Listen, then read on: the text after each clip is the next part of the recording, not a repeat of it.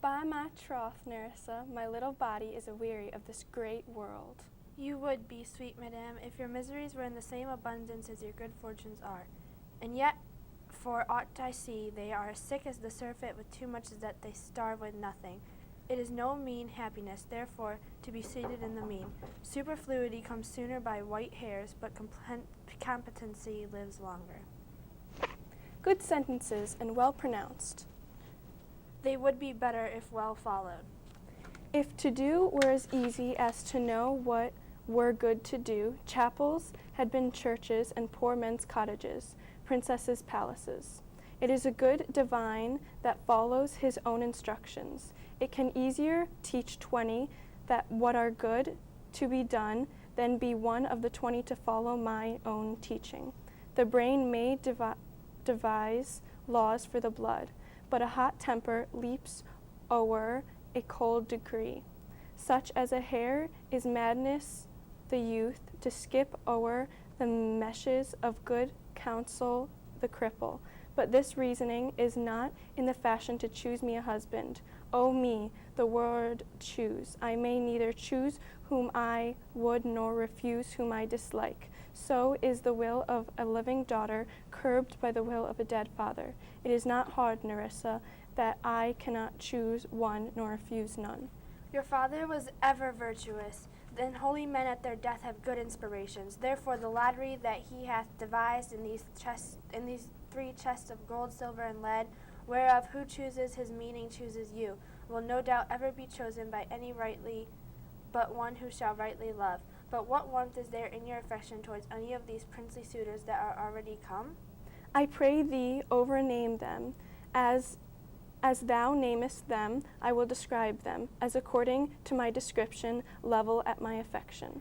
First there is the Napoleon Prince.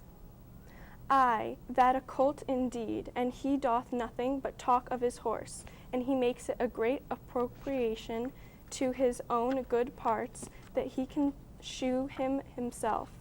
I am much afraid my lady his mother played false with a smith. Then there is the country Palatine. He doth nothing but frown, and who should say, and you will not have me choose. He hears merry tales and smiles not. I fear he will prove the weeping philosopher when he grows old, being so full of an unmannerly sadness in his youth. I had rather be married to his death's head with a bone in his mouth than to either of these. God defend me from these two. How say you by the French Lord Monsieur Le Bon? God made him, and therefore let him pass for a man. In truth, I know it is a sin to be a mocker, but why he hath a horse better than the Napoleons, a better bad habit of frowning than the Count Palatine. He is every man in no man. If a throstle sing, he falls straight a capering. He will fence his own shadow. If I should marry him, I should marry 20 husbands. If he would despise me, I would forgive him. For if he love me to madness, I shall never requite him. What say you then to Falconbridge, the young Baron of England? You know I say nothing to him, for he understands not me, nor I him. He hath neither Latin, French, nor Italian. And you will come into the court and swear that I have a poor pennyworth in the English. He is a proper man's picture, but alas, who can converse with a dumb show? How oddly he is suited. I think he brought his doublet in Italy, his round horse in France, and his bonnet in Germany, and his behavior everywhere. What think you of the Scottish lord his neighbor? That he hath a neighborly charity in him. If he borrowed a box of the ear of the Englishman and swore he would pay him again when he was able, I think the Frenchman became his suitorly and seated under for another. How like you the young German of Duke of Saxony's nephew? Very vilely in the morning when he is sober, and most vilely in the afternoon when he is drunk.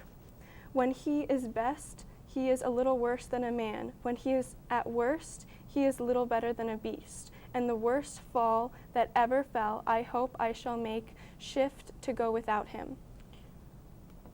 If he should offer to choose and choose the right casket, you should refuse to perform your father's will if you should refuse to accept him.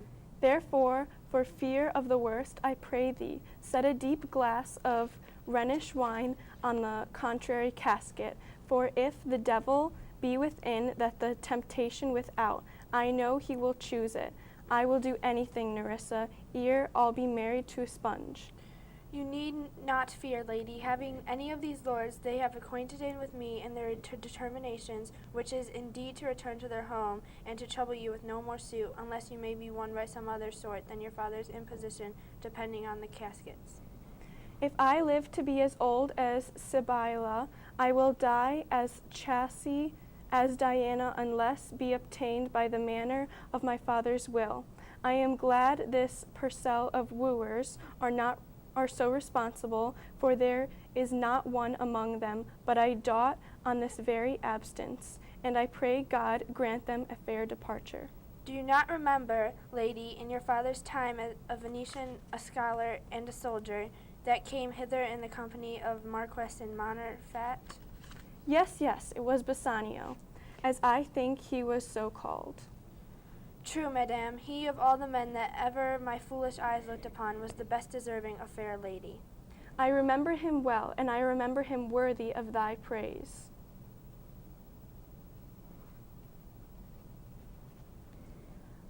If I could bid the fifth welcome with so a heart as I can bid the other four farewell, I should be glad of his approach. If he have the condition of a saint and the complexion of a devil, I had rather he should strive me than wive me. Come, Nerissa. Saraya, go before, whiles we shut the gates upon one wooer, another knocks at the door.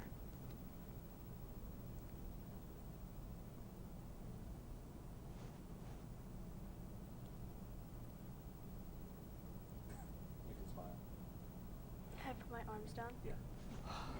Oh my god, that hurts your My arm arm hurts so bad. Oh my gosh. Ew, my hand is sweating and the lipstick is coming off. Oh god.